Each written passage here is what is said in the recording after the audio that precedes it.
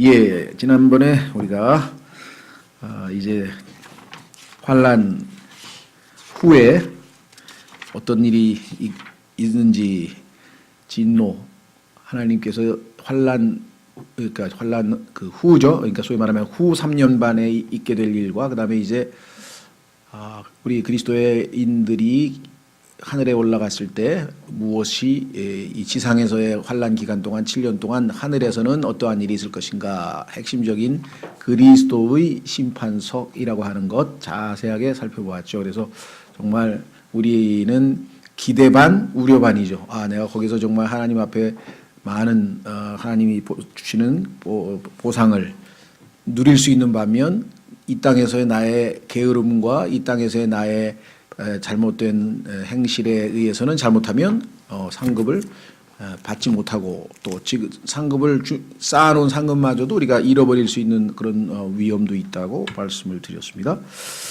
자, 그래서 우리는 오늘은 이삭 줍기. 자, 처음에 이 공부 시작하실 때 말씀드렸었는데 기억나시는지 모르겠어요. 이삭 줍기라고 하는 말은 성경에서 추수에 있어서 3단계 추수에 있어서 세 번째 마지막 단계죠. 그렇죠? 처음에는 우리가 첫 열매들, 그러니까 어떤 이 작물을 수확을 할 때 처음에는 아주 제일 빨리 열리는 그것을 우리가 이 첫 열매들이라고 했고, 그 다음에 우리가 본격적인 수확, 우리가 보통 수확철 완전히 이제 본격적인 수확이라는 게 있었고, 그 다음에 맨 끝에 이삭 줍기 또는 뭐 끝물이라고도 하죠. 예. 자, 그래서 첫 번째 구약 성도들, 구약 시대에 성도들이 이리로 올라오라라는 표현이 성경에 나오는데 구약 성도들을 데리고 이 주님께서 올라가셨죠. 두 번째는 이제 교회의 휴거가 소위 말하면 주 수확, 메인 하비스트인데 주 수확인데 이 교회의 휴거에 대해서는 우리가 지난번에 살펴보았고 휴거 후에 어떤 일이 벌어질지 또 지난주에 살펴보았고 셋째 하늘에서 이제 있을 일, 즉 그리스도의 심판석도 살펴보았죠. 자, 오늘은 이 7년 환란 기간 중에 끝까지 믿음을 지키는 자, 이겨내는 자, 그렇죠? 그래서 이들을 마지막 예수 그리스도의 심판, 다시 말해서 지상 재림과 하나님의 진노가 퍼부어지는 그 마지막 재림 직전에 이들 역시 휴거가 될 것이다. 그래서 이것을 환란 성도의 휴거라 이렇게 얘기를 했어요. 추수의 관점에서 보자면 이삭 줍기에 해당이 된다.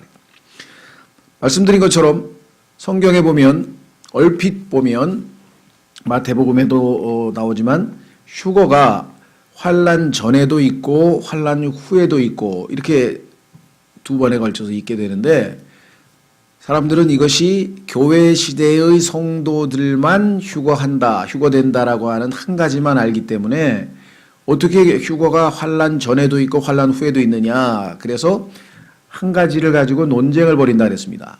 대부분의 우리 독립침례교회를 포함해서 이런 이 복음주의적인 교회에서는 환란 전 휴거, 환란이 있기 전에 교회는 주님의 몸된 교회는 올라간다 이렇게 배웠는데 성경에 보니까 환란 후에도 또 휴거가 있더라는 거죠.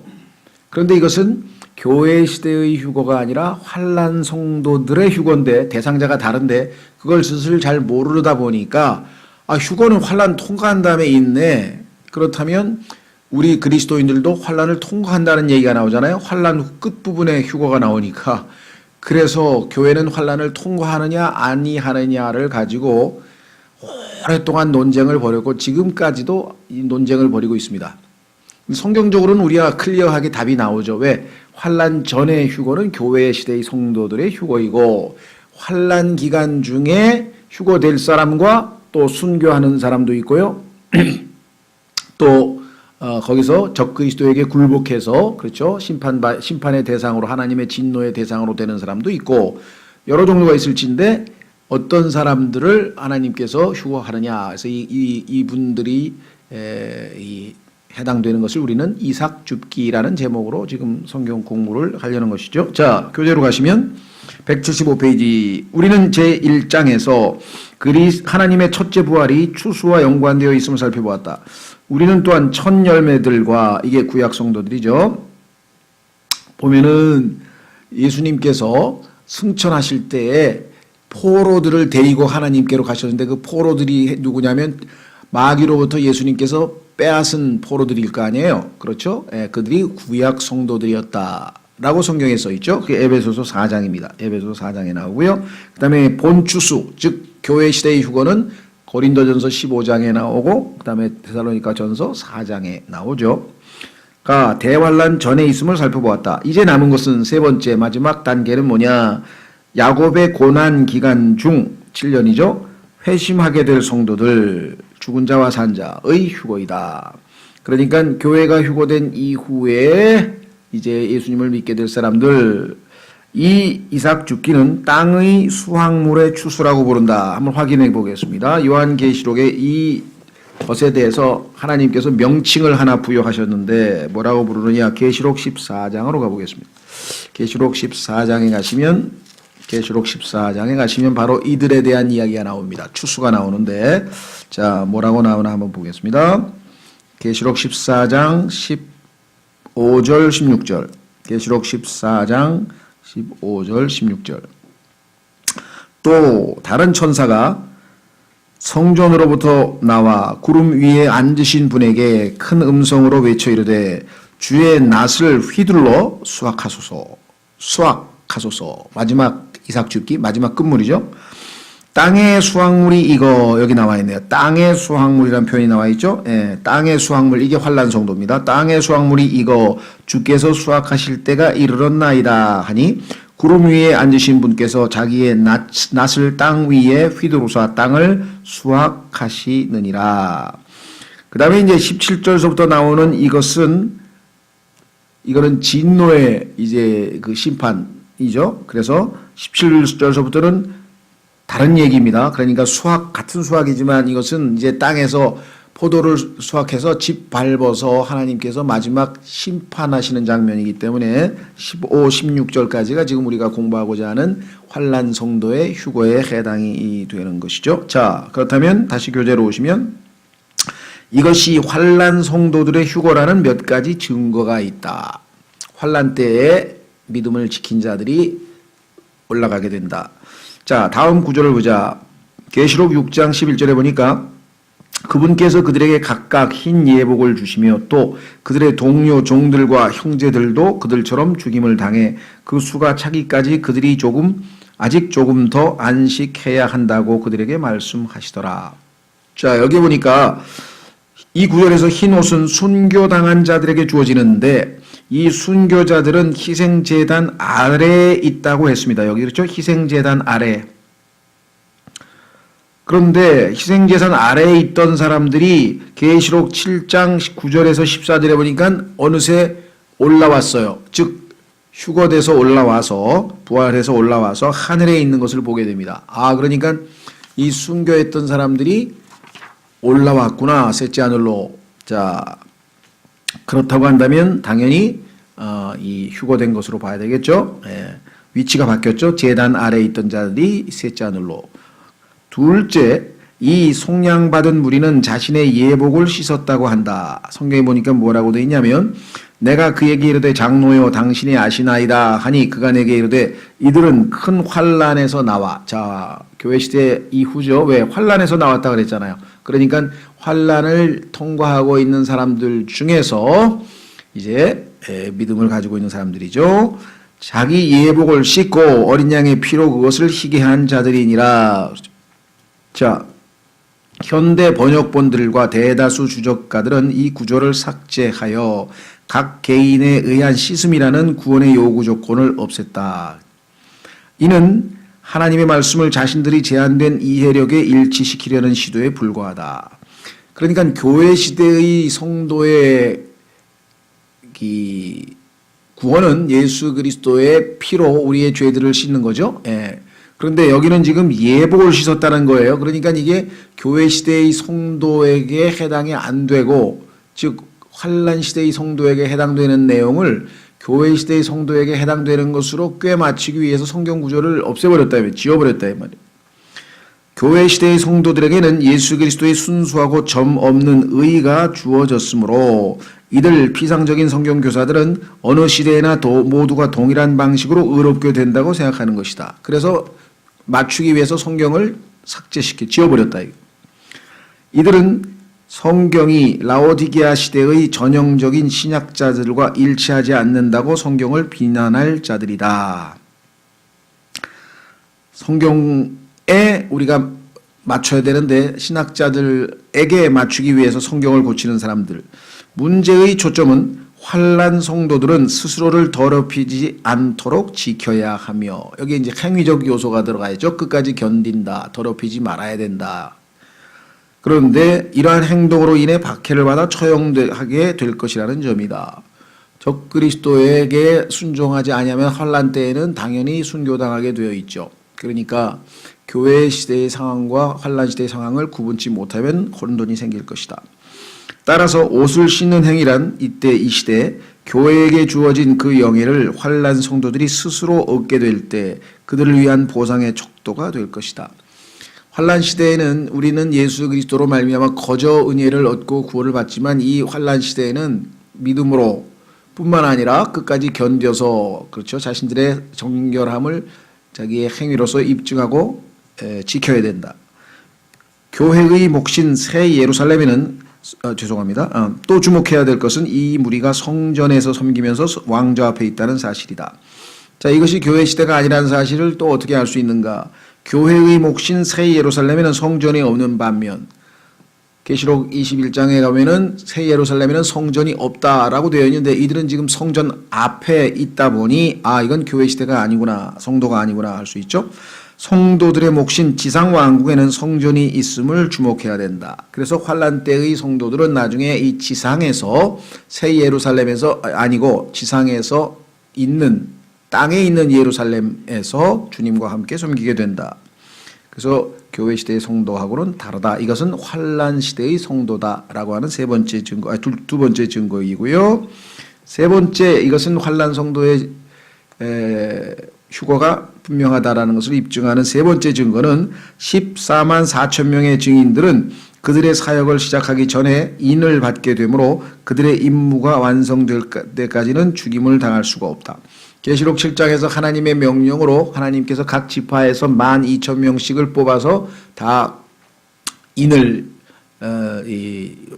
이마에다 이제 인을 치셨죠. 잉크로. 그런 사람들에게는 이제 당연히 이제 죽음을 피할 수 있는 그러한 계기가 있으니까 당연히 죽지 않고 살아 있었어요. 그런데 이 사람들이 계시록 14장에 보니까 7장에서는 지상에 있던 사람들이, 게다가 이들은 계시록 14장 1절에서 5절에서 하늘에 있다. 그렇다면 이들이 휴거되지 않고 땅에 있던 사람들이 하늘로 올라올 수 있는 방법이 따로 있겠느냐? 없죠. 그러니까 당연히 휴거됐을 것이라고 우리가 짐작하는 거죠. 여기 써 있죠. 따라서 이들은 산채로 하나님 자신에 의해 죽음으로부터 보존되었으므로 죽지 않고 산채로가 되겠죠. 산채로 들림받은 것이 분명하다고 하겠다. 7장에서는 땅에 있던 사람이 14장에서는 하늘에 있는 모습을 보게 되니까 이들이 휴거됐구나라고 우리가 짐작할 수 있다. 네 번째, 짐승의 표를 받지 않고 승리한 자들은 하늘에 있음을 알 수 있다. 계시록 15장에 보니까 하늘에 있죠. 셋째 하늘에 와 있습니다. 자세한 상황은 환난 증인들이 들림받는 내용이 기록된 계시록 11장에서 확인할 수 있다. 그래서 그 두 증인이 하늘로 올라가는 장면이 요한계시록 11장에 나와 있습니다. 그래서 이리로 올라오라 라고 하는 음성이 들렸죠. 그러니까 성경에서 말하는 이리로 올라오라고 하는, 즉 휴거에 대한 세 번에 걸친 것 중에서 하나는 구약 성도의 부활 또는 신약 교회 시대의 성도들의 휴거, 그 다음에 지금 세 번째 여기 나와 있는 것은 계시록 11장에서 올라가는 환난 성도의 휴거, 이렇게 해서 네 번째 증거가 나와 있고요. 다섯 번째, 이삭 줍기에 해당하는 이들이 하늘에 있는 시온산으로 들려 올라갈 때, 하늘에 있는 시온산으로 들려 올라가서 보니까 이미 교회 시대의 성도들은 와 있더라. 교회가 이미 하늘에 있는 것을 발견하게 된다. 자, 한번 확인해 보겠습니다. 히브리서 12장 23절로 가보시면, 성경을 히브리서 12장 23절에 가보면은 하늘에 이르게 됐더니 거기에 가보니까 이미 교회가 하늘에 있는 것을 보게 됩니다. 그러니까 환란 시대의 성도들이 교회 시대의 성도들보다는 뒤이어서 올라온다는 것을 알 수가 있죠. 히브리서 12장 23절. 히브리서 12장 23절.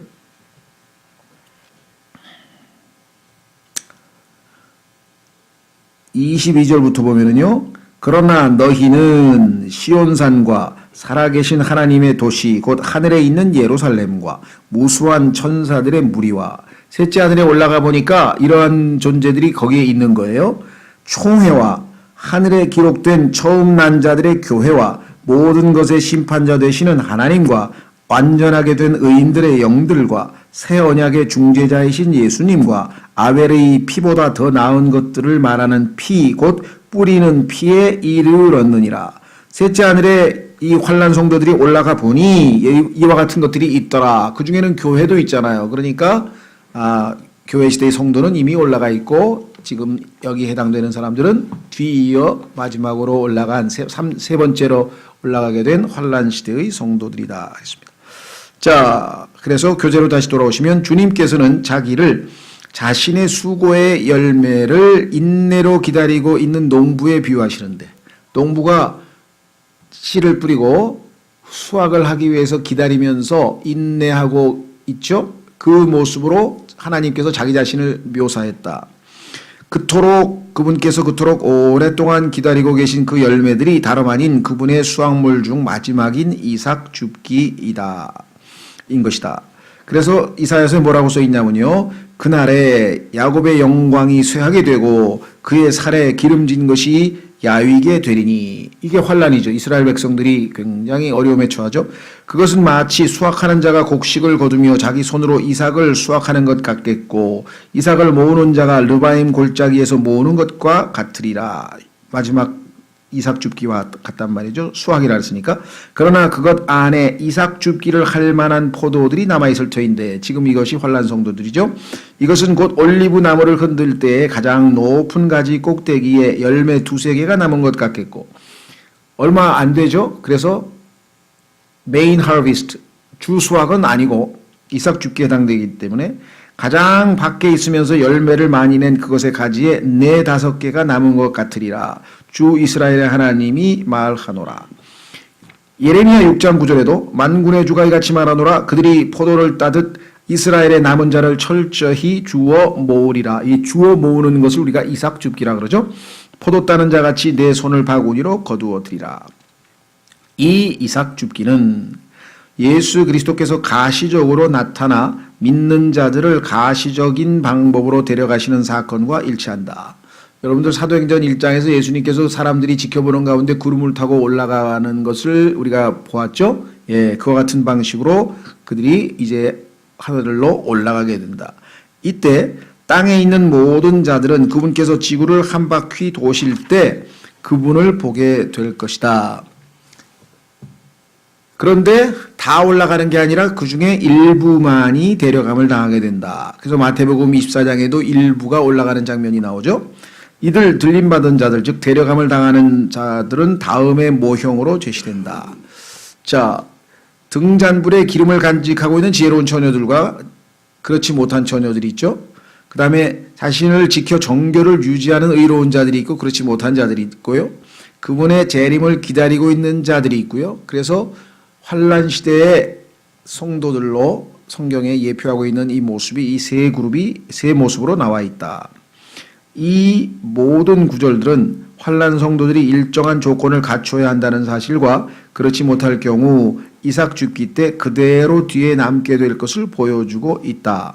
그러니까 교회 시대의 그리스도인들은 구원받은 그것으로 즉 예수 그리스도를 믿었다고 하는 그것 하나로 인해서 휴거가 보장되는 반면에 환란 성도의 경우에는 단순히 예수님을 믿은 것으로 끝나는 것이 아니라 여기서 짐승의 표를 받지 않는다든가 그 다음에 짐승의 형상에게 절을 하지 않는다든가 그렇죠? 하나님의 말씀에 순종한다든가 그런 행위적 요소가 가미된다. 여기 나와 있습니다.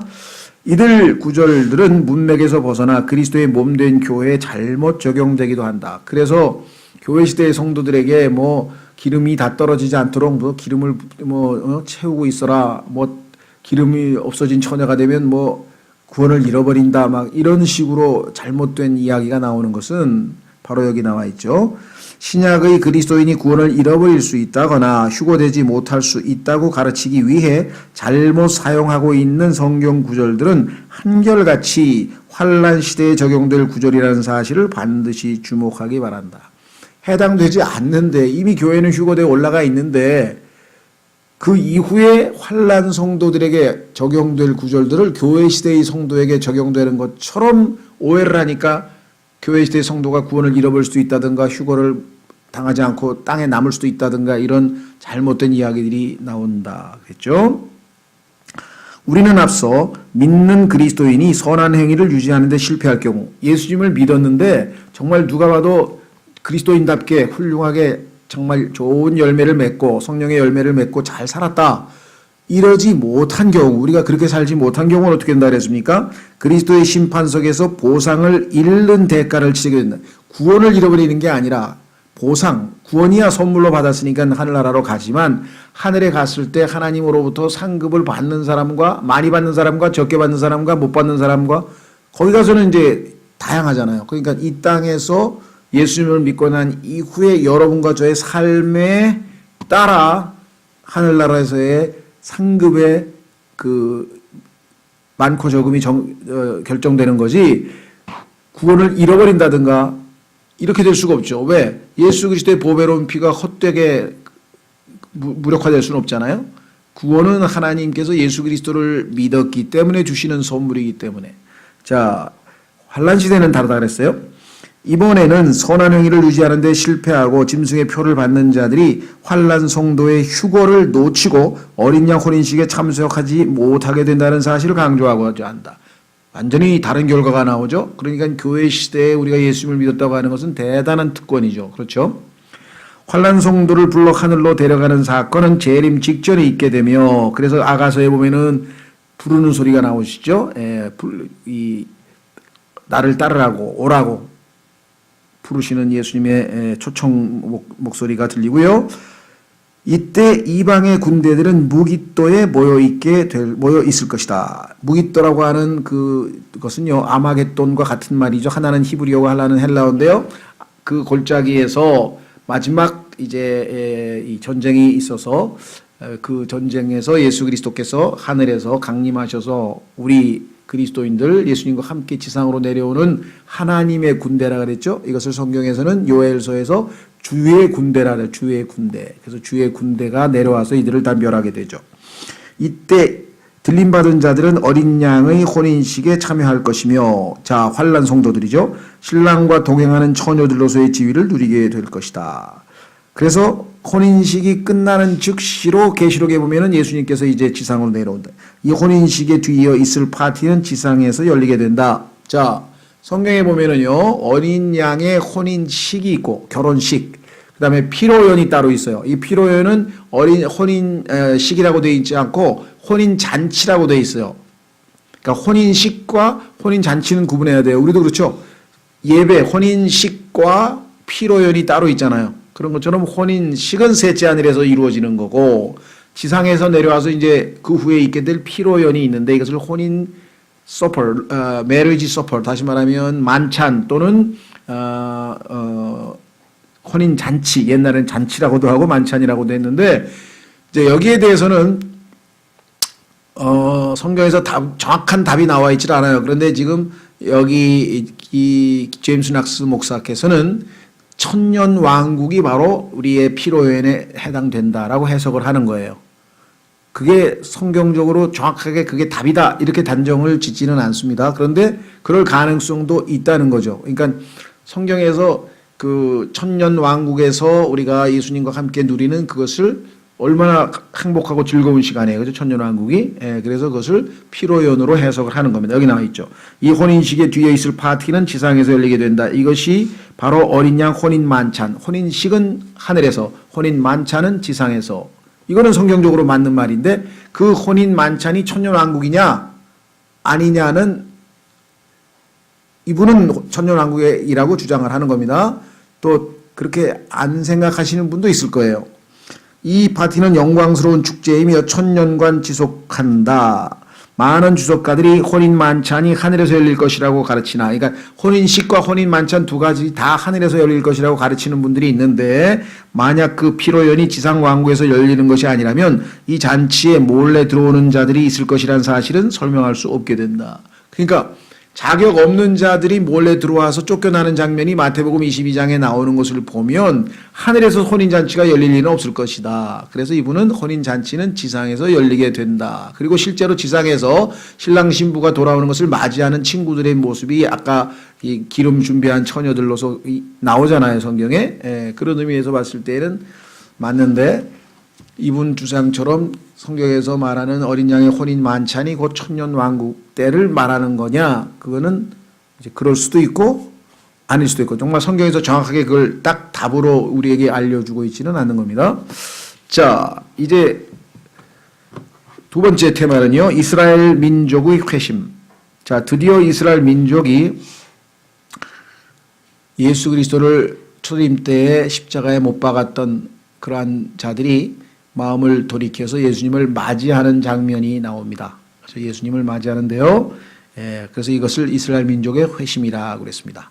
그래서 이때 이스라엘 민족은 죄 용서를 이때서야 받아요.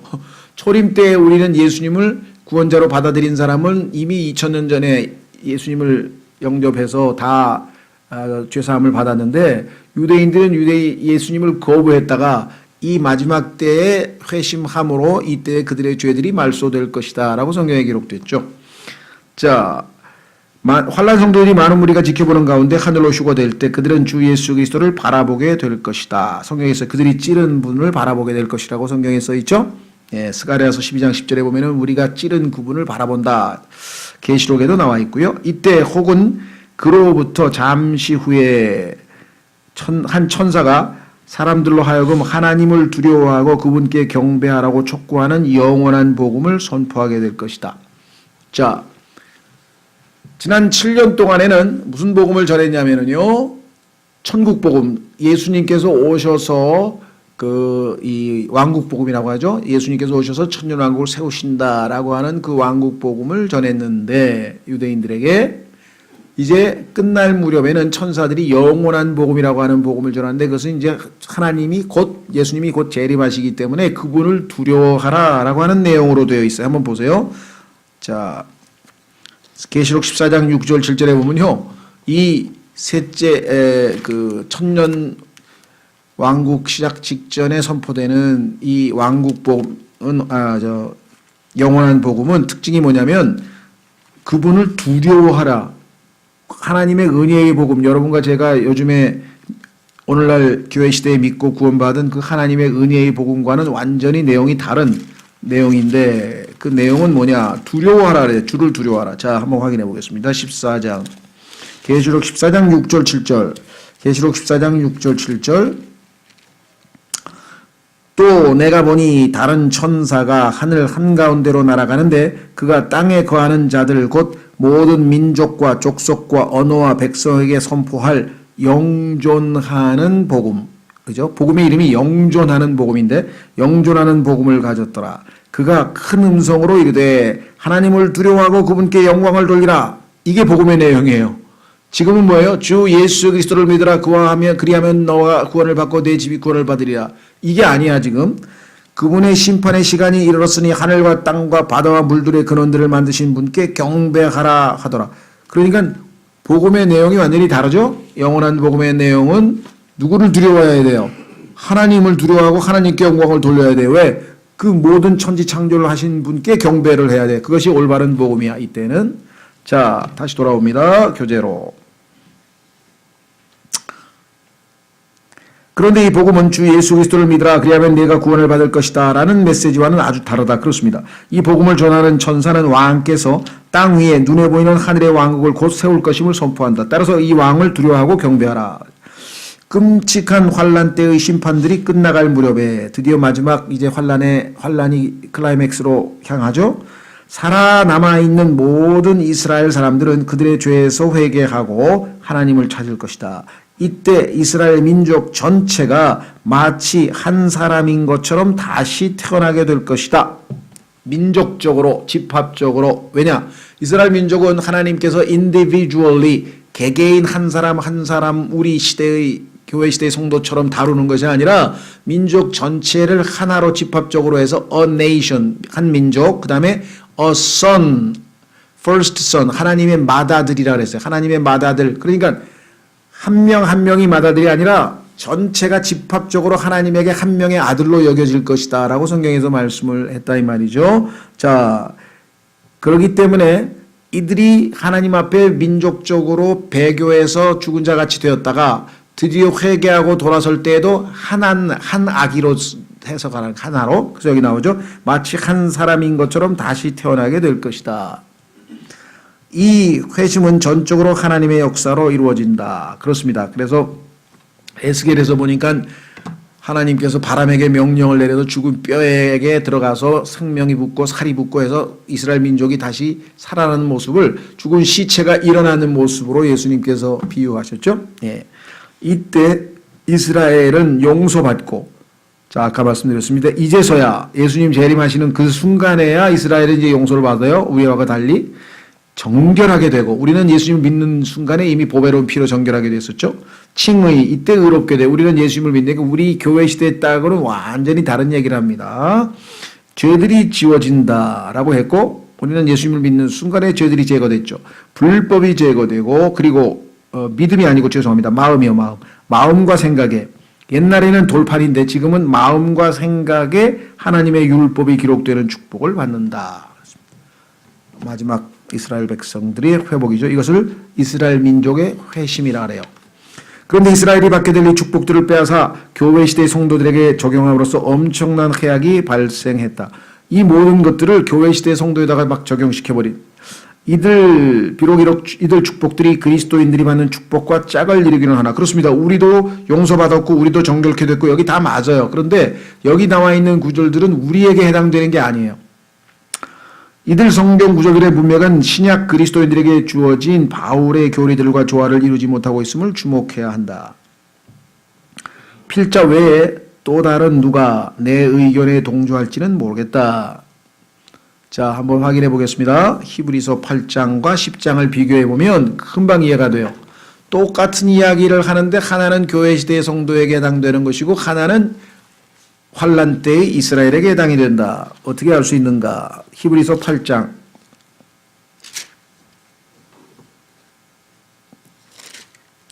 히브리서 8장 10절.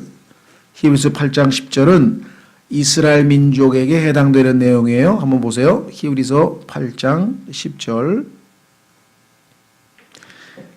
그날들 이후에 내가 누구랑 맺는다 그랬어요?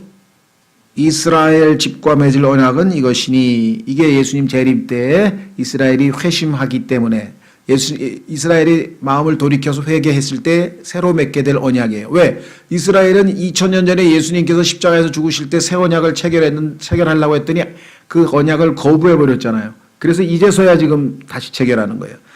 언약은 이것이니 곧 내가 내 법들을 그들의 생각 속에 두고 그들의 마음 속에 그것들을 기록하여 나는 그들에게 하나님이 되고 그들은 내게 한 백성이 되리라. 주가 말하노라. 그렇죠? 그들이 각각 자기 이웃과 자기 형제를 가르쳐 말하기를 주를 알라 하지 아니하리니. 왜 그렇습니까? 주를 알라 하지 아니하리니 예수님을 믿으라 할 필요가 없어요. 왜? 이미 눈으로 예수님이 보이는 형태로 내려왔잖아요. 그러니까 믿음이라는 것은 보이지 않을 때 믿는 거니까. 주를 알라 하지 아니하리니 전도할 필요가 없어. 이때는 예수님이 직접 눈에 보이시기 때문에. 이는 가장 작은 자로부터 가장 큰 자에 이르기까지 모두가 나를 알 것이기 때문이라. 예수님이 눈에 보이기 때문에 예수님을 다 알아요.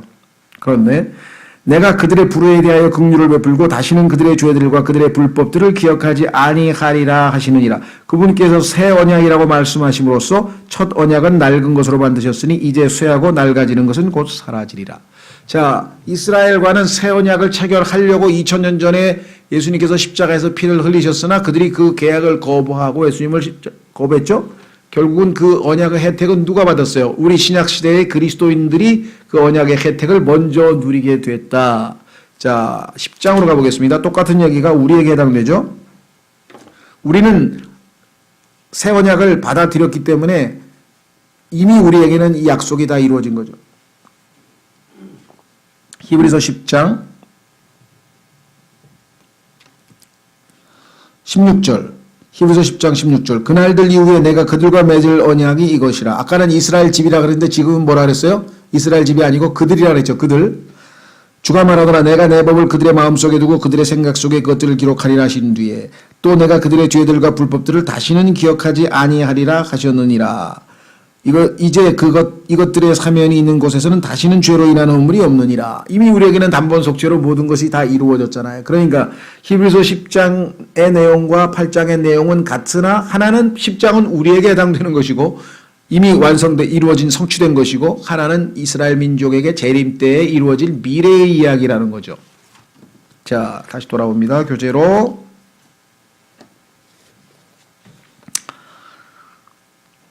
내 생각으로는 한 민족 전체가 한날에 회심할 수 있다는 것이야말로 성경에 나와 있는 가장 큰 기적이 아닐 수 없다 그랬습니다. 이 엄청난 일이 성경이 선언하고 있는 그대로 일어날 것을 의심하는 분이 혹 계시는지, 이스라엘이 민족이 한꺼번에 다 예수님의 재림하는 순간 회심해서 회개하고 죽었던 이스라엘 민족이 살아나는 그런 기적이 일어날 터인데 그것을 의심하는 분이 혹시 계시는지. 그러나 우리는 이집트에서 9가지 재앙이 내려진 후 온 이스라엘 민족이 다 같이 자신의 문기둥에 어린 양의 피를 발라 하나님의 죽음의 사자들이 넘어갔고 결국 속박으로부터 구속받았음을 생각해 봐야 한다. 이스라엘 민족이 몇 명이었습니까? 어른들만, 남자 어른들만 60만 명이니까 부인들, 아기들까지 치면 최소한 200만 명의 사람들이 출애굽을 했는데 그때의 사람들이 민족 전체가 다 믿었잖아요. 다 피를 발라가지고 나왔죠. 그러니 민족 전체가 구속받은 역사가 이미 과거에 한 번 있었는데 하나님께서 재림 때 이스라엘 민족 전체가 다 예수님을 받아들인다는 게 뭐 큰 기적이겠느냐. 얼마든지 있을 수 있다. 성경은 계시록의 7 호리병 7 대접 그리고 7 나팔에 뒤이어 동일한 기적이 연출될 것을 말씀하고 있다. 그렇습니다. 이스라엘 출애굽 때의 기적들이 다시 발생하죠. 자, 그래서 로마서 11장 26절 27절에 모든 이스라엘이라 그랬잖아요. 거기에 대해서 뭐라고 하겠냐? 그리하여 모든 이스라엘이 구원을 받으리라. 민족 전체가. 이것은 기록된 바 시온에서 구출자가 나와 예수 그리스도. 야곱에게서 경건치 아니한 것을 돌이키리니 다 죄를 제거하죠. 내가 그들의 죄들을 제거할 때 이것이 그들을 향한 내 언약이니라 함과 같으니라. 이것이 바로 아까 히브리서 8장에서 봤던 새 언약입니다. 하나님께서는 진노와 끔찍한 대환란 시기의 징계를 넘어서 목적을 가지고 계심을 기억하라. 7년 동안 이스라엘 백성들을 괴롭히는 게 목적이 아니라 그 고통 속에서 이스라엘 백성들의 마음이 어떻게 돼요? 낮아져서 매를 맞고 나니까 어떻게 돼요? 겸손해져서 예수님을 받아들이게 하는 게 목적이지 매를 때리는 게 목적이 아니죠. 70주는 정해져 있고 선택받은 백성은 끝내 안식을 찾을 것이다. 하나님께서는 이 목적을 달성하시기 위해서 이와 같이 모든 하나님의 경륜을 펼쳐나가고 계신다.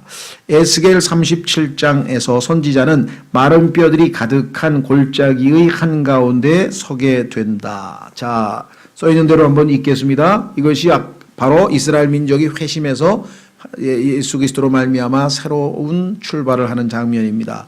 에스겔서 37장 거기 성경 그대로 읽습니다. 그분께서 다시 내게 이르시되 이 뼈들 위에 대언하고, 이 뼈들이 이스라엘 민족이죠. 그것들에게 이르기를 오 너희 마른 뼈들아 주의 말씀을 들으라. 주 하나님이 이 뼈들에게 이같이 말하노라. 보라 내가 숨을 너희 속으로 들어가게 하리니 너희가 살리라. 내가 너희 위에 힘줄을 두고 너희 위에 살이 생기게 하며 너희를 살갗으로 덮고 너희 속에 숨을 넣으리니 너희가 살리라. 또 내가 주인 줄을 너희가 알리라 하라. 이에 내가 명령받은 대로 대언하니, 이 사람은 나는 에스겔이죠. 에스겔이 하나님이 명령하신 대로 대언하니 내가 대언할 때에 성취가 됩니다. 시끄러운 소리가 나, 뼈가 막 움직여요. 시끄러운 소리가 나며 보라 흔들림이 있고 그 뼈들이 함께 와서 뼈마다 자기 뼈에 이르더라.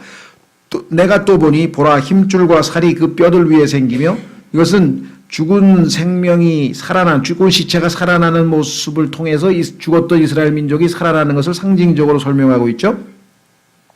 그것들 위에 살같이 덮였으나 그것들 속에 숨은 없더라. 이제 하나님께서 창세기에서 인간의 몸을 만드신 다음에 이렇게 빚어놓으신 다음에 코에다가 숨을 집어넣으셨을 때 비로소 인간은 살아있는 혼이 됐듯이, 자, 이스라엘 백성도 지금 몸을 만드는 작업을 하고 계세요. 숨은 없어요. 그때 그분께서 내게 이르시되 이제 몸은 완성됐어.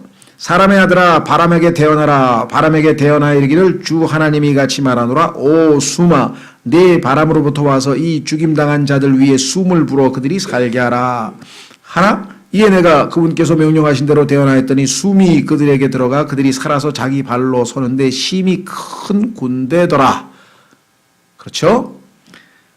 여러분들 출애굽기 때에도 이스라엘 민족 우리가 볼 때에는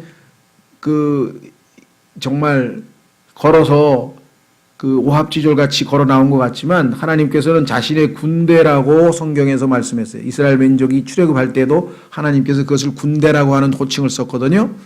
만군의 주께서 이들도 군대로 여기시네요. 군대더라. 그때 그분께서 내게 이르시되 사람의 아들아 이 뼈들은 이 성경을 해석하고 있죠. 이 뼈들은 이스라엘의 온 집이니라. 그래서 아까 로마서에서도 온 이스라엘이 다 구원을 받는다 그랬죠. 보라 그들이 이르기를 우리의 뼈들은 말랐고 우리의 소망은 없어졌으며 우리로 말하건대 우리 몸의 부분들은 끊어졌다 하느니라. 그러므로 그들에게 대언하여 이르기를 주 하나님이 같이 말하노라. 보라 오 내 백성아 내가 너희 무덤을 열고 너희로 하여금 너희 무덤들에서 나오게 하며 너희를 이스라엘 땅으로 데려가리라. 오 내 백성아 내가 너희 무덤들을 열고 너희를 무덤들에서 데리고 올라올 때에 내가 주인 줄을 너희가 알리라. 출애굽시킬 때도 너희가 내가 주인 줄을 알리라. 이번에도 두 번째 똑같은 장면이죠. 또 내가 내 영을 너희 속에 두고 너희가 살게 하고 너희를 너희 땅에 두리니 나 주가 그것을 말하고 그것을 이행할 줄을 그때 너희가 알리라. 주가 말하노라 하라. 그래서 이 부활한 민족을 다스리기 위해서 예수님께서 이 부활한 민족의 왕 이스라엘의 왕으로 천년왕국 때 오시는 것을 그렇죠? 네. 자 그래서 이제 드디어 오늘의 세 번째 주제는 아마겟돈과 재림을 위한 준비입니다. 이제 드디어 마지막 예수님께서 이 지상에 오셔서 아마겟돈에서 승리하시고 그러면 예수님은 재림이 이제 다 완성이 된 거죠. 그리고 지상에 와서는 첫 번째 하시는 것은 뭡니까? 나중에 이제 뒤에 보겠습니다만은 지상에 내려오시면 지상에 남아있는 민족들이 있을 거 아니에요. 그들을 어떻게 해야 돼요? 심판을 해야죠. 그래야 이제 천년왕국을 예를 들면 죄인들을 다 정리해서 심판이 끝나야 이제 예수님의 본격적인 천년왕국 통치가 시작이 될 거 아니에요. 그렇죠? 그래서 그것들을 민족들의 심판이라 그래. 민족들의 심판. 한번 확인해 보겠습니다. 마태복음 25장에 가면은 양과 염소로 분류하는 심판을 또 교회 시대의 성도에게 막 적용을 잘못해가지고 너는 양이냐 염소냐 막 그런 사람도 있어요. 양과 염소하고 우리하고는 아무 상관이 없어요. 성경을 있는 그대로 읽으시면 그냥 답이 나오죠. 그러니까 얼마나 우리가 볼 때에는 성경하고 먼 설교를 합니까? 우리는 기름을 잃어버린 처녀가 되어서는 안 됩니다. 그거하고 아무 상관없어요. 우리하고는. 우리는 그 다음에 우리는 양이 돼야지 염소가 되면 안 됩니다. 전혀 우리는 그거하고 상관없어요. 왜? 양과 염소는 휴거되지 못하고 남아있는 이방인 민족들을 얘기하는 거예요. 그런데 이방인 민족들 중에서 7년 동안에 하나님의 백성인 유대인들이 적그리스도에게 박해당할 때 도와주거나 그렇죠? 그런 자들은 양으로 분류하고 박해를 적그리스도 편에 들어서서 하나님 예수님의 육체적으로 예수님과 같은 형제인 이스라엘 민족을 괴롭히는데 가담한 자들은 염소로 분류돼서 심판을 받는다. 그 얘기를 하고 있는 거예요. 자, 마태복음 25장 31절. 마태복음 25장 31절. 모르겠습니다. 여기 계신 분들도 그런 설교를 들어보셨는지 지금도 많이 설교하세요. 양과 염소를 구분해가지고 우리가 양이 돼야 된다는 설교를 많이 하신다니까. 그건 성경하고는 지금 전혀 안 맞는 얘기죠. 왜? 여기 써 있잖아요. 마태복음 25장 31절. 사람의 아들이 자기의 영광 중에 모든 거룩한 천사와 함께 올 때에 드디어 지상 재림을 하고 계시네요. 자기의 영광의 왕좌에 앉아서 모든 민족들을 자기 앞에 모으고 목자가 염소들로부터 자기 양들을 갈라내듯 그들을 일일이 분리하여 양들은 자기 오른편에 두되 염소들은 왼편에 두리라. 그러면 그 대상이 지금 이 32절에 모든 민족들이라고 나와 있죠. 이 민족들은 성경에서 이방인들이라 그랬죠. 그러면 이방인, 교회, 유대인, 유대인, 이방인, 교회. 그 성경에서 이 세상에 존재하는 모든 사람들을 셋으로 구분했는데 유대인이냐 이방인이냐 아니면 주님의 몸된 교회냐. 우리는 당연히 교회에 해당이 되니까 셋째 하늘에 올라가 있는데 그래서 주님과 함께 지상에 내려와서 우리는 뭐예요? 재판장으로 판사로 여기에 임재 같이 예수님과 함께 있을 자들이지 양과 염소로 분리돼 가지고 거기서 심판받을 대상이 아니란 말이죠. 우리는 여기는 민족들이라고 되어 있잖아요. 그래서 뭐라고 되어 있습니까? 그때 왕이 자기 오른편에 있는 자들에게 이르되 오라 내 아버지께 복받은 자들아. 이 오른편이 바로 양들이잖아요. 너희는 세상의 창건 이후로 너희를 위하여 예비된 왕국을 상속받으라. 그래서 지금 천년왕국을 상속받는 천년 동안 이들은 이제 살아남죠. 그러면서 35절 왜 이렇게 양으로 분류되었을까? 내가 줄일 때 너희가 먹을 것을 내게 주었고 내가 목마를 때 너희가 내게 마실 것을 주었으며. 그러니까 아니 언제 그랬습니까? 내 형제들에게 한 게 바로 그것이다 라고 예수님께서 말씀을 하셨죠. 자 보세요.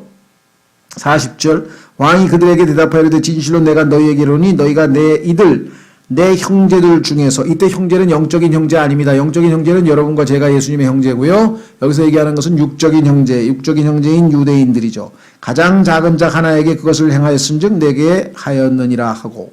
그러니까 환란 때 유대민족들이 적그리스도에 의해서 박해를 받을 때 도와준 민족들이 있어요. 그 민족들은 양으로 분류되어서 천년왕국에서 백성으로서 다스림을 받게 되는 축복을 누리게 될 것이다. 그러나 이스라엘을 괴롭힌 자들은 적그리스도와 함께 심판받게 될 것이다. 이게 아까 얘기하는 마태복음 25장의 양과 염소의 심판입니다. 그러니까 혼동하시면 안 돼요. 자, 다시 돌아옵니다. 오늘은 세 번째 주제 183페이지의 아마겟돈과 재림을 위한 준비. 마지막 때가 다가왔다. 즉 아마겟돈 전쟁이죠. 뭐 영화 제목에도 나오고 뭐 아마겟돈이라는 얘기가 굉장히 많이 회자되기 때문에 우리 그리스도인들은 성경에 나오는 용어니까 잘 알죠. 자, 바벨론 시스템은 역사상 가장 큰 지진에 의해 파괴되었다. 큰 바벨론이 드디어 심판을 받았죠. 만군의 주가 이같이 말하노라 조금 있으면 내가 아직 한 번 더 하늘들과 땅과 바다와 육지를 흔들리라.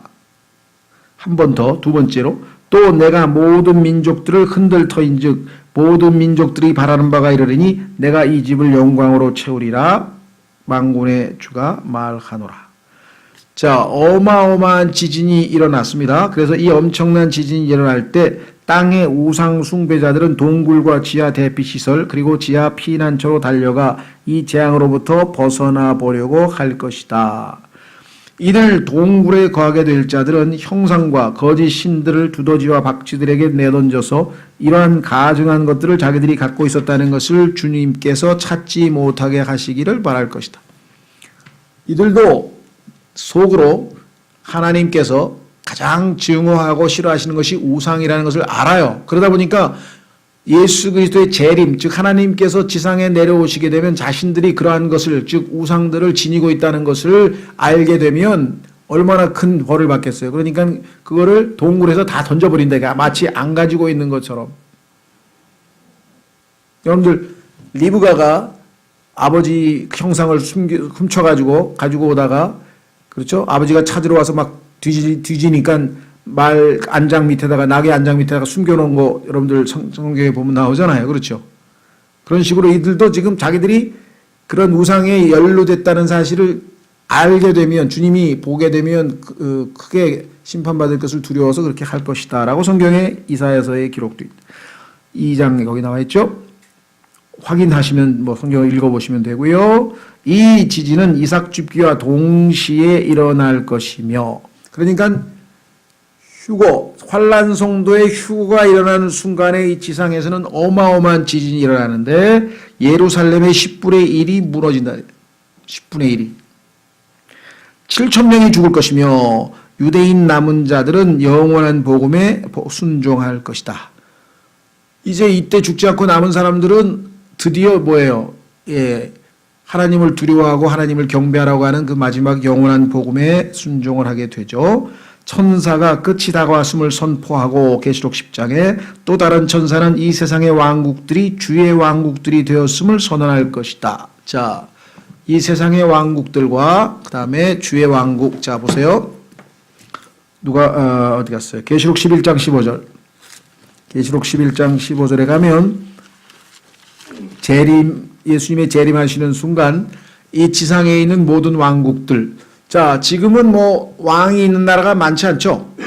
지금은 뭐 영국, 뭐 스웨덴, 뭐 해서 일본도 있고요. 왕의 군주제를 유지하고 있는 나라가 별로 안 되죠. 예. 근데 아마 예수님 재림 당시 때쯤 되면은요, 모든 나라가 아마 왕국과 같이 편성이 되어서 왕들이 굉장히 많을 거란 말이죠. 자, 그래서 여기에 보면 어떤 일이 벌어졌느냐. 자, 계시록 11장 15절.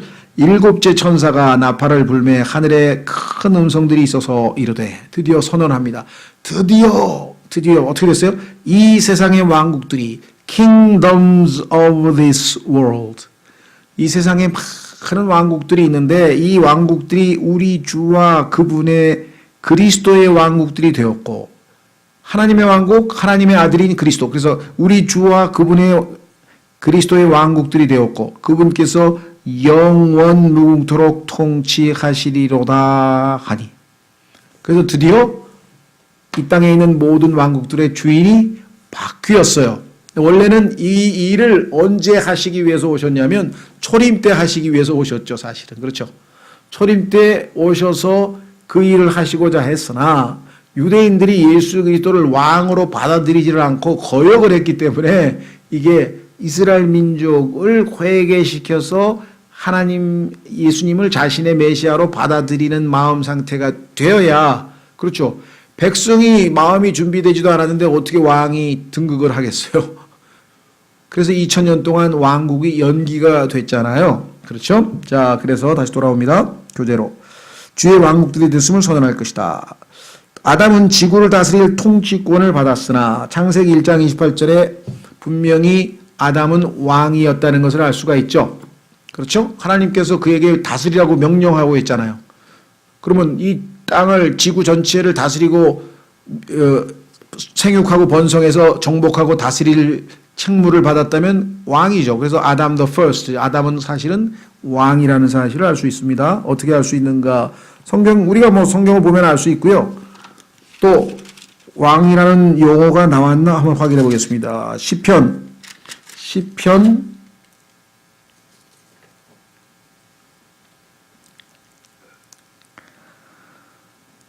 8편에 보시면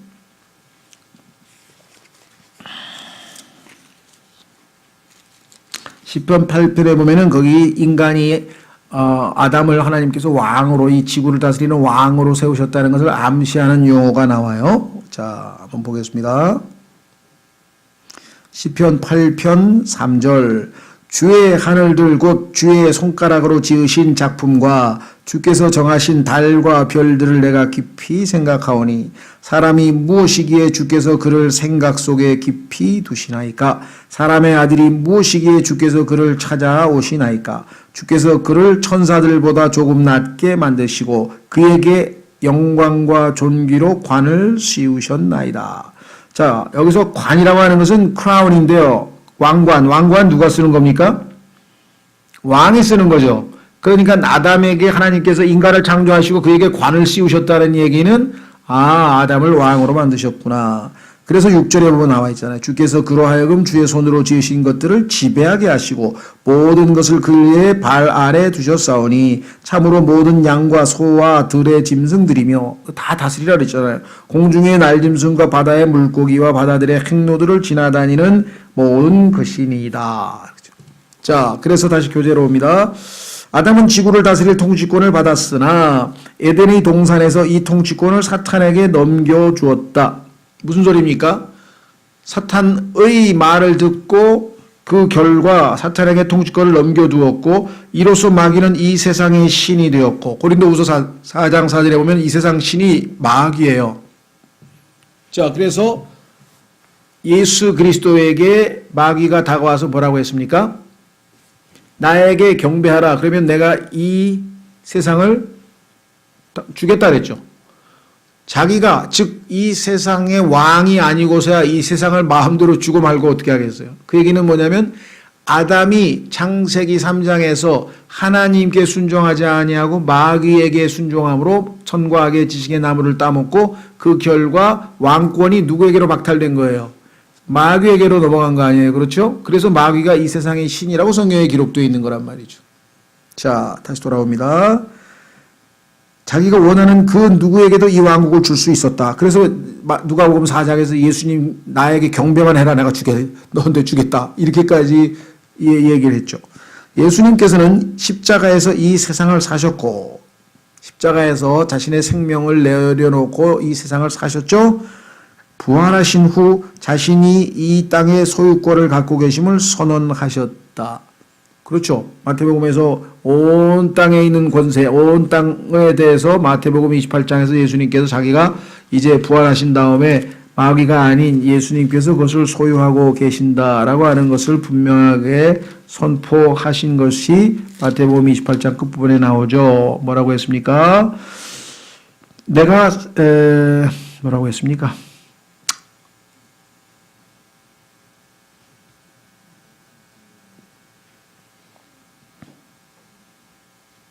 28장 18절에 예수님께서 그들에게 오셔서 말씀하여 이르시되 하늘과 땅에 있는 모든 권능이 내게 주어졌느니라. 하늘과 땅에 있는 모든 권능이 내게 주어졌다. 자, 다시 돌아옵니다. 교재로. 이방인들의 때에 관한 모든 예언들이 다 성취될 때 그리스도께서 이 땅과 그 정부를 소유하시고자 돌아오시게 될 것이다. 그래서 이제 하늘에서 외친 게 이거죠. 일곱째 천사가 나팔을 불며 하늘에 큰 음성들이 있어 이르되 이 세상의 왕국들이 더 이상 적 그리스도가 이 세상 왕국들의 주인이 아니고 우리 주와 그분의 그리스도의 왕국들이 되어버렸어요. 이제 예수님이 지상 재림으로 그분께서 영원 무궁토록 통치하시리로다 하니 이때 땅의 왕들은 무너진다. 왜냐하면 은혜는 오직 의를 통해서만 통치할 수 있기 때문이다. 결국 정권은 태어나신 아들의 어깨 위에 놓이게 된다. 여러분 이사야서 9장 6절에 보면은 정권, government 번역을 정권이라고 했는데요. 정권이 그의 어깨 위에 놓여 있다라고 돼 있죠. 그러니까 예수님께서 이 땅에 이제 왕으로 오신다. 이 아들은 오래전 베들레헴에서 태어나신 분이시다. 기적을 일으키는 영들이 나아가 왕들을 미혹하여 군대를 아마겟돈으로 모을 것이다. 한꺼번에 다 심판하기 위해서 전쟁터에 이제 군인들이 다 모이는데 그 장소가 아마겟돈 골짜기인데 이 세 동방의 왕은 마른 유프라테스 강을 건너 군대를 이끌고 올 것이다.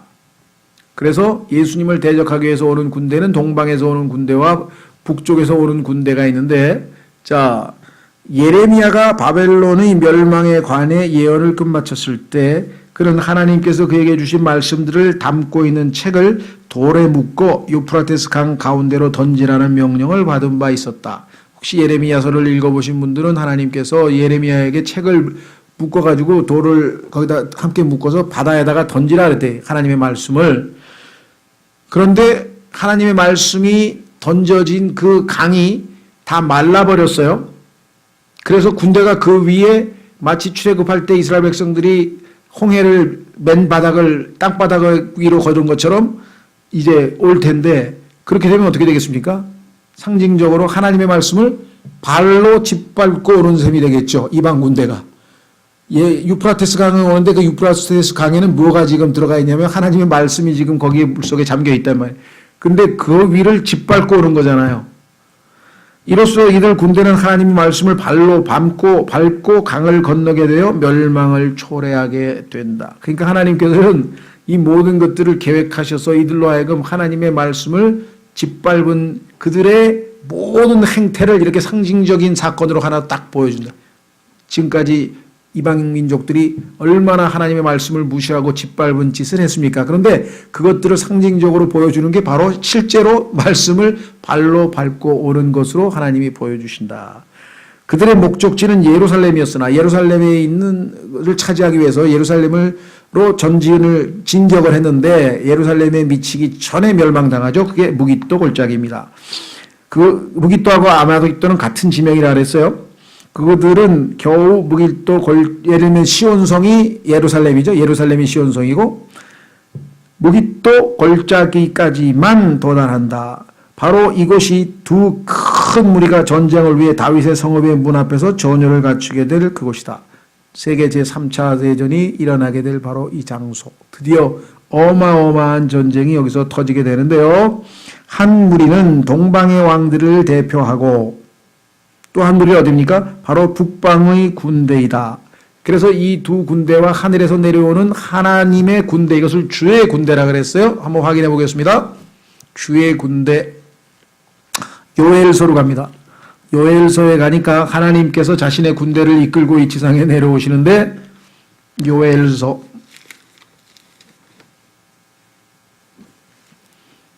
구약성경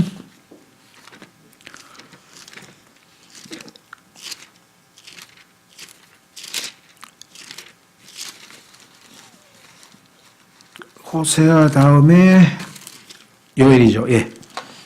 자, 요엘서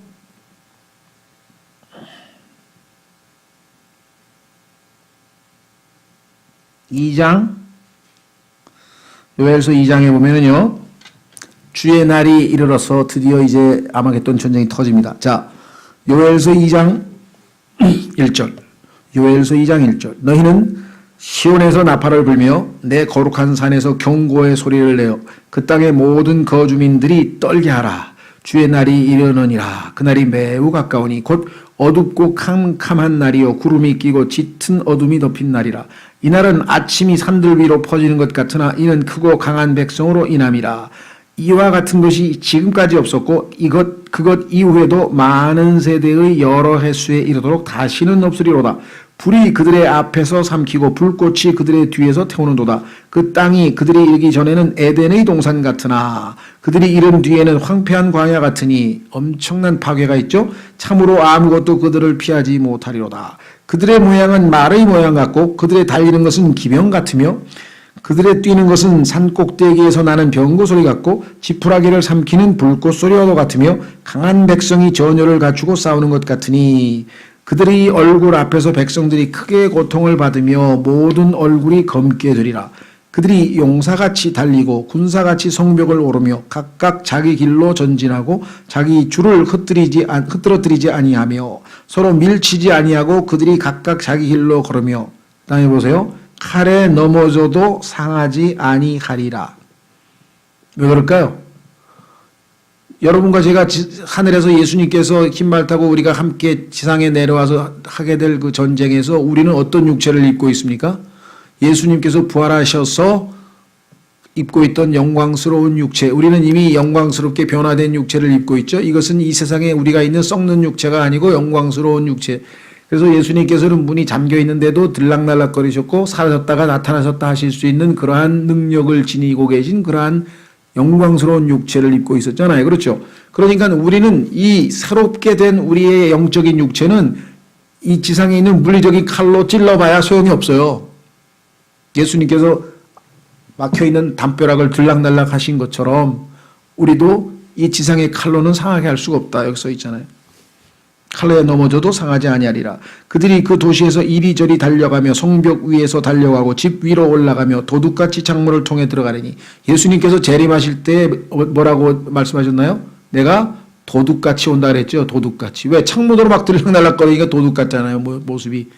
도둑같이 창문을 통해 들어가려니 그들 앞에서 땅이 진동하고 지진이 일어나죠. 하늘들이 떨며 해와 달이 어두워지고 별빛이 빛을 내던 것을 멈추리로다. 지금까지 이 모든 모습이 뭐예요? 10절에 11절에 성경에서 설명하잖아요. 주께서 뭐라고요?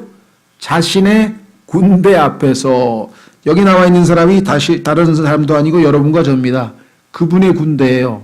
주의 군대. 주께서 자신의 군대 앞에서 친히 목소리를 내시로다. 그분의 진영은 심히 크며 자신의 말씀을 집행하시는 이는 강하시도다. 주의 날이 크고 심히 두려우니 누가 그 날을 견디리요.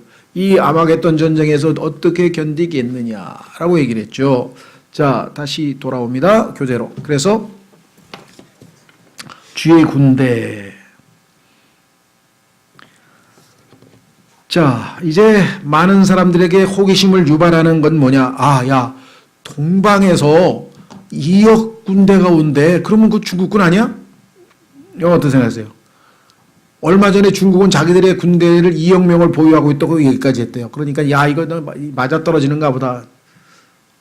일 수도 있고 아닐 수도 있어요. 그때 중국이 나라 이름을 뭐 진나라로 바꾸면 어떡할까? 만약에 왕국으로 바뀌고 공산주의 다 없어지고 나라가 막 알 수 없잖아요. 그죠, 우리? 예. 왜? 얼마 전까지만 해도 북방에서 오는 사람들 다 뭐라 그랬어요? 소련이란 나라가 없어져 버렸는데? 소연방이 없어져 버렸잖아요. 러시아로 바뀌어 버렸죠. 러시아하고 열 몇 개의 나라로 다 쪼개져 버렸잖아요. 그렇죠.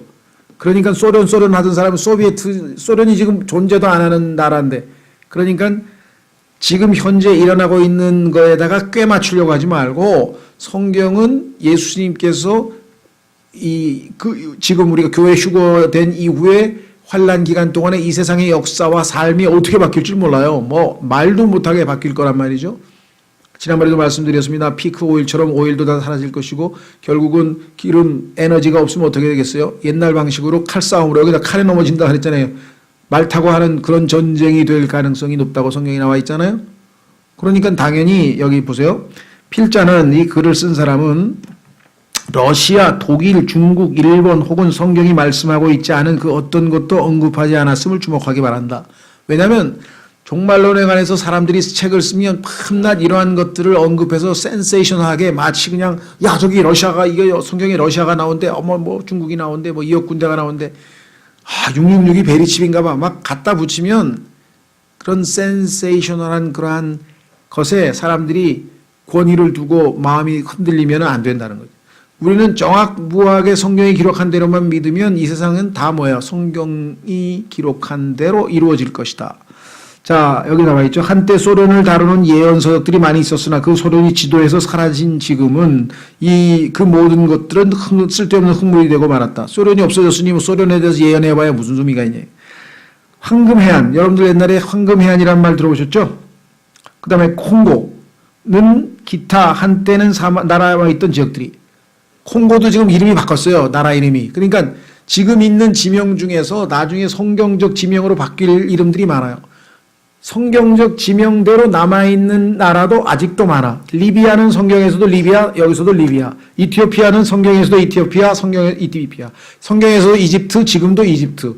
그렇죠? 그런 나라들도 많아요. 그러나 아닌 나라들은 나중에 성경적인 지명으로 지명이 바꿔버릴 수도 있어요. 옛날에 보면은 여러분 잘 아시는 지금 이스탄불이라고 하는 도시는 얼마 전까지만 해도 이스탄불이 아니고 콘스탄티노플이었잖아요. 그렇죠. 그 전에는 또 뭐였나? 그러니까 도시 이름이 자꾸 이렇게 바뀌어버려요. 나라 이름도 바뀌고. 아프리카는 지금 나라 이름도 콩고도 없어져 버렸어요. 무슨 다른 나라로 이름이 바뀌었어요. 자, 그러니까 성경만 우리는 신뢰하자 이 말입니다.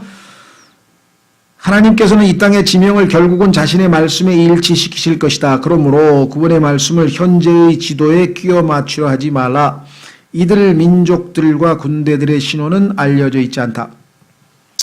저도 한때는 뭐 이런데 휩싸여서 성경에 대해서 무지하니까 야, 만나보다 그런가 봐 막 이렇게 하면서 막 초창기 구원받고 얼마 안 됐을 때는 막 이런 얘기를 많이 하고 돌아다녔어요. 왜냐하면 신기하니까. 제일 제가 기억나는 게 뭐냐면 81년도에 제가 구원을 받았을 때인데 그때가 지금은 유로피언 유니언이죠. EU. 근데 그때는 EC라 그래서 유로피언 커뮤니티라 그랬어요. 그 EC라고 하는 EEC, 그죠? 유럽 경제 공동체인가요? 이카노미 커뮤니티인가 뭐. 그런데 거기에 나라가 9개국이야. 회원국이. 그러니까 성경에서 계시록에 나오는 10왕이 지금 9명이 지금 다 찼는데 1명만 더 차면 된대. 근데 나중에 뭐 1명, 2명 하더니 막 20몇 개까지 늘어나 버렸어. 그러니까 이 세상에서 벌어지는 일을 성경에다 꽤 맞춰가지고 하면은요, 상황 바뀔 때마다 바꿔야 돼.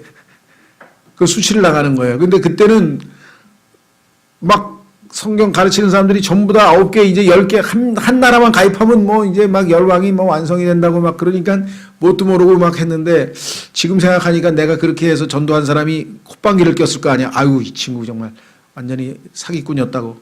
지금 생각하니까 부끄러워요. 야, 이거 성경을 안 믿고 세상에서 갔다가 성경을 꿰맞추려고 했던, 그런데 그런 시도가 오늘날에도 뭐 책도 무지하게 많아요. 전부 다 그런 얘기만 하고 있어, 지금 다.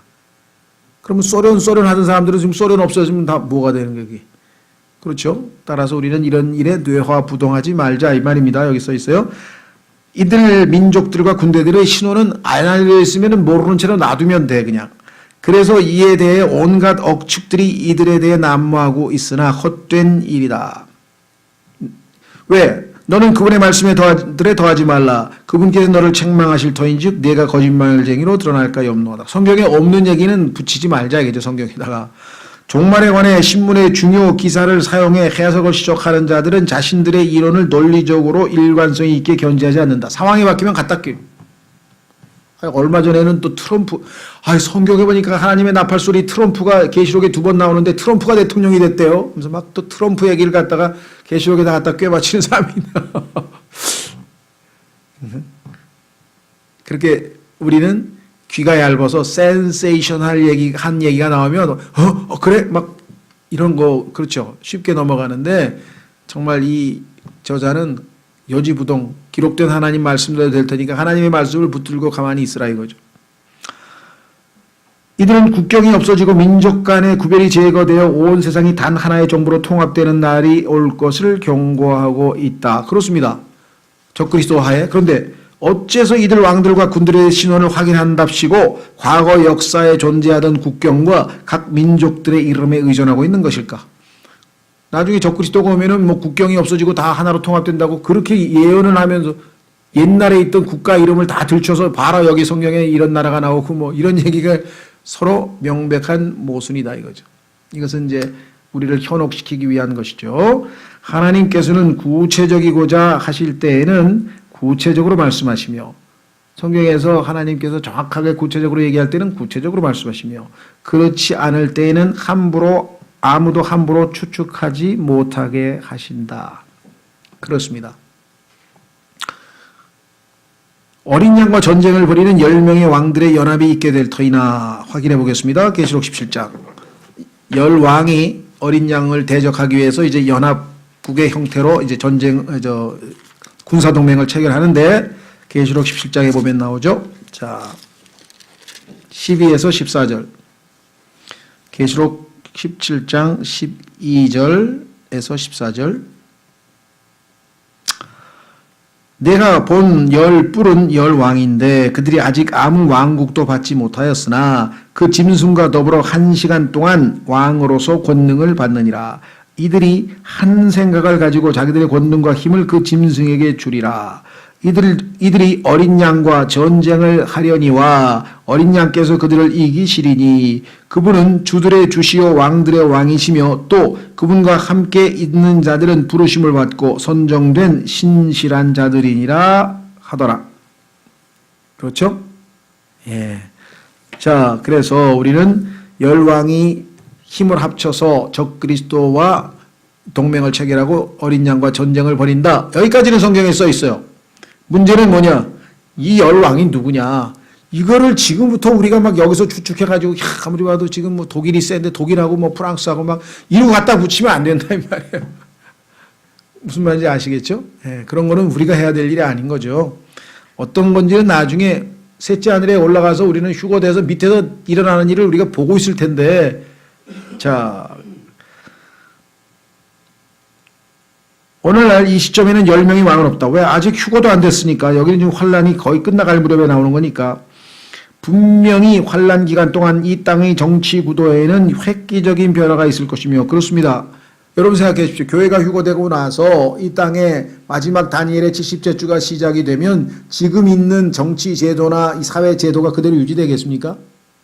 모든 게 바뀔 텐데 심지어는 때도 바뀌고 달력도 바뀝니다. 지금 우리가 사용하는 이 달력도 바뀌고 적그리스도가 나타나면 lawlessness, 법이 무법자예요, 무법자. 이 지금 있는 모든 질서가 다 무너지고 적그리스도의 모든 시스템으로 다 바뀔 거 아니에요. 그렇죠. 자, 이는 사람들이 예언을 하기 전에 분명해질 것이다. 이들 10명의 왕은 예수님의 재림 시점에 예루살렘의 절반을 차지하고 있을 것이다.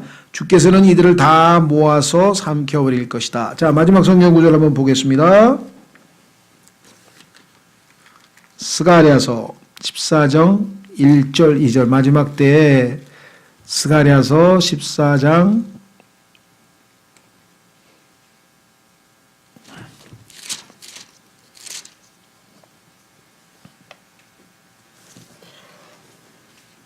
스가랴서 14장 1절 2절 보세요. 보라, 주의 날이 이르리니 사람들이 내게서 노력한 물건들을 내 한가운데서 나누리라. 보라, 내가 모든 민족들을 모아 어떻게 한다고요? 예루살렘을 대적하여 전쟁하게 하리니 그런즉 그 도시가 함락되며 그들이 강탈을 당하고 여인들이 강간을 당하며 그 도시 반이 포로가 되려니와 백성의 남은 자들은 그 도시에서 끊어지지 아니하리라. 자, 여기 보시면은요, 반이 포로가 된다. 반이. 자, 거기에 보시면 민족들을 모아라. 그죠? 민족들을 모아. 다시 스바냐서 왼쪽으로 넘기시면은요, 그 스가랴 전이 학계입니다. 학계 바로 전이 스바냐예요. 학계 바로 전. 그러니까 왼쪽으로 넘기면 학계서, 그 다음에 스바냐서 3장 8절에도 또 나와요. 모아요. 자, 스바냐 3장 8절. 주가 말하노라. 그러므로 내가 일어나서 그 탈취물에 이르는 날까지 너희는 나를 기다리라. 탈취물이라고 하는 건 뭐냐면요, 이 먹이에요, 먹이. 여러분, 동물이 사자가 이 사냥을 하잖아요. 그 먹잇감을 탈취물이라 그래요. 여기서 먹잇감이에요. 더 정확하게 있는 그대로 번역하면 이르는 날까지 너희는 나를 기다리라. 왜냐하면 예수님께서 재림하실 때에는 유다 지파의 사자라 그래서 사자가 먹잇감을 낚아채듯이 이들을 다 예수님께서 오셔서 다 멸망시키시는데, 내가 왕국을 모으려고 민족들을 모아서 그들 위에 내 경노 곧 내 모든 맹렬한 분노를 모으려고 결심하였나니. 자, 여기 보시면요, 민족들을 모은다. 그다음에 뭐라고 나오냐면은 모으려고 모아서, 이 모은다고 하는 말이 하나는 gather고요, 하나는 assembly예요. 그러니까 nations라고 할 때 지금 우리가 이 나라들이 다 모여 있는 집단이 지금 현재 뭐죠? UN이죠. 그렇죠? United Nations. 모든 민족들이 다 모여 있는 정치 어떤 그 공동체가 UN이잖아요. 그렇죠? 예. 그다음에 이들이 모여서 총회를 할 때 쓰는 용어가 assembly라 그러죠. UN 총회에서 얼마 전에 우리 문재인 대통령이 연설했잖아요. 예. 그 지금 사용하는 용어가 성경에 다 나와 있어요. 그러니까 지금 전 세계가 한 걸음 한 걸음 통합의 체제로, 정치 통합체가 UN이고요. 그 UN 산하에 있는 유네스코는 문화적 통합체죠. 문화적으로 하나가 되죠. 그 다음에 WTO 체제를 통해서 전 세계가 경제적으로 하나 되고, 영어라고 하는 언어를 통해서 또 커뮤니케이션, 의사소통에서 하나가 되고, 그 다음에 모든 인터넷과 이런 이 소셜 네트워크를 통해서 다 하나가 되잖아요. 예, 이 하나가 되어지는 모든 현상들은 성경에서 종말을 향하고 있는 현상 중에 하나인 것은 분명해요. 하나님께서는 싹 다 모아서 어떻게 해요? 한꺼번에 다 불태워버리겠다. 그게 마태복음 13장에 예수님께서 하신 말씀이에요. 마지막 성경 구절 찾고 마치겠습니다. 마태복음 13장에 예수님께서 지상에 재림하실 때 하시는 일은 뭐냐? 마치 지푸라기들을 싹 한꺼번에 묶어서 단을 만들어서 태워버리는 것으로 묘사했는데, 그것이 바로 아마겟돈 전쟁에서 예수님께서 벌이시는 일을 이렇게 예수님께서 예언하셨죠. 마태복음 13장 39절에서 40절.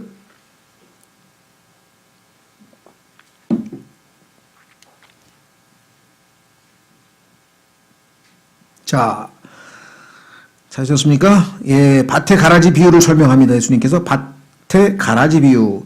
37절 그분께서 그들에게 응답하여 이르시되 좋은 씨를 뿌리는 자는 사람의 아들이요 밭은 세상이요 좋은 씨는 왕국의 자손들이로되 가라지는 그 사악한 자의 자손들이니라.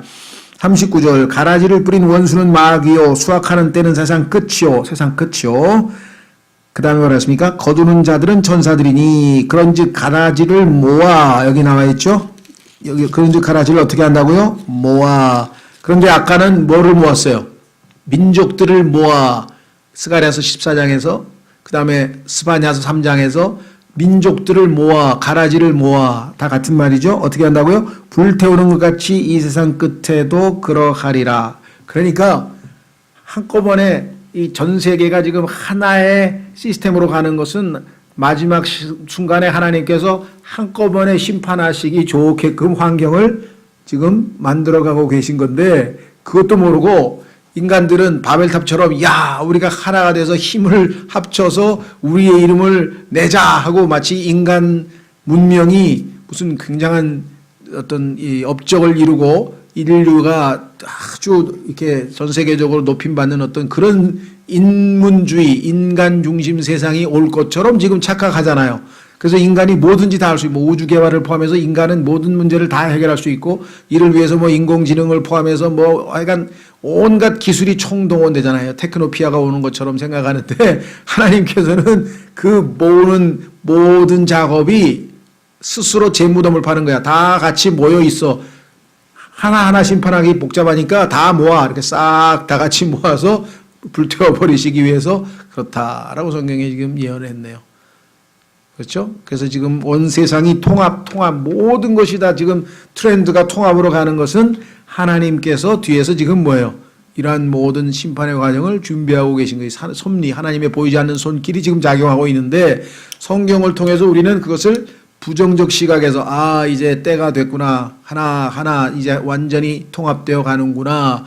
하나님이 모으고 계시는구나. 예수님께서 모아서 불태우시려고 하시는구나. 그래서 마지막 종말을 우리는 부정적으로 네거티브하게 보는데 세상에 있는 사람들은 인간의 점점 무슨 기술 문명을 발전시켜 가지고 이제 인간은 서서히 유람이나 하고 레저 산업이나 즐기고 그냥 단추 눌러가면서 AI 인공지능 시켜서 모든 일은 다 시키고 인간은 이제 향후 그냥 놀 일만 남은 것처럼 착각을 하는 거예요. 얼마나 우스워요. 누가 보면은 부자가 농사를 지었더니 풍년 야 이제 이거 곳간에 쌓아놓고 이제 평생 먹고 즐길 일만 남았구나. 그때 하나님께서 그 부자에게 어리석은 부자야 오늘 밤 내가 내 혼을 취하면 너를 죽게 하면 그 쌓아놓은 거 다 누구 거냐. 여러분들 만약에 모르겠어요. 적그리스도가 어마어마한 문명을 지금 이제 테크노피아를 해놓더라도 마지막 순간에 제가 보니까 뭐 다 심판을 받는데 누구 말 맞다나 혹시라도 남아있으면 다 누구에게 남 좋은 일 시킨 거죠. 죽어라고 다 만들어 놓고 본인들은 다 심판을 받고 말았잖아요. 그렇죠? 예, 그래서 우리는 마지막 때 하나님께서 정하신 이 모든 일들대로 지금 한 걸음 한 걸음 진행 중에 있습니다. 그 중에 하나는 제일 눈에 띄는 현상은 우리가 피크 오일 문제도 있고요. 그 다음에 가족 파괴, 성경에서 가족 파괴 문제가 있고요. 그 다음에 도시 문명, 성경에 보니까 옛날에는 농촌 문명일 때에는 사람들이 농사 짓고 하늘의 도움을 받으니까 하늘에 대해서 감사도 하고 정확하게 하나님을 잘 몰라도 그랬죠. 뿐만 아니라 어떻게 했습니까? 어떤 이 자연에 있는 이런 아름다운 모습을 보면서 하나님에 대해서 생각도 하고 그랬는데 이 도시 문명이라고 하는 것은 전혀 그렇지를 못해요. 그래서 성경에 보니까 집에 집을 이어서 붙이고 집에 집을 이어서 붙이는 자들에게 화가 있을진저. 이 아파트 문화라고 하는 것은 성경에서 하나님께서 인간들끼리는 어떻게 됩니까? 모이면 나쁜 일을 음모를 꾸미고 못된 일만 자꾸 만드는 게 인간 세상이죠. 그 창세기 11장의 바벨탑서부터. 그래서 하나님께서는 계속해서 흐트러 버리시는 거예요. 예? 학교에서도 애들이 모이면 뭔 일을 벌려 나쁜 짓을 한다고 꼭. 그렇죠. 예. 그래서 지금 이 지상에서 일어나는 모든 통합 운동은요, 종교 통합, 에큐메니칼 모든 통합 운동의 뒤에는 그렇죠. 하나님의 보이지 않는 손길이 작용하고 있고 그것을 모르는 자들은 인간이 바벨탑에서 힘을 합쳐서 하나님 없이도 인간 스스로 자신의 운명을 마음 온전히 개척하고 이 정말 찬란하게 빛나는 인간의 업적을 이룰 것 같은 착각 속에서 지금 4차 산업혁명이 어쩌고 뭐가 어쩌고 막 지금 뭐 안 되는 일이 없는 것처럼 인간은 지금 막 들떠 있잖아요. 그렇죠? 근데 한순간에 하나님의 심판이 임하게 될 것을 성경은 말씀하고 있습니다. 예, 우리 다음 시간에는 재림에 이어서 하나님의 진노. 그 성경에 보니까 재림하는 날을 복수의 날, 진노의 날 막 어마어마하게 무시무시한 표현으로 쓰여 있어요. 그 다음에 드디어 우리는 천년왕국. 그래서 천년왕국은 어떤 세상일까? 정말 이 세상에서 우리가 꿈꾸던 그런 세상일까? 그래서 다음 시간에는 드디어 우리가 이제 천년왕국, 그래서 두 과를 살펴보도록 하겠습니다. 예, 오늘은 여기까지 하겠습니다.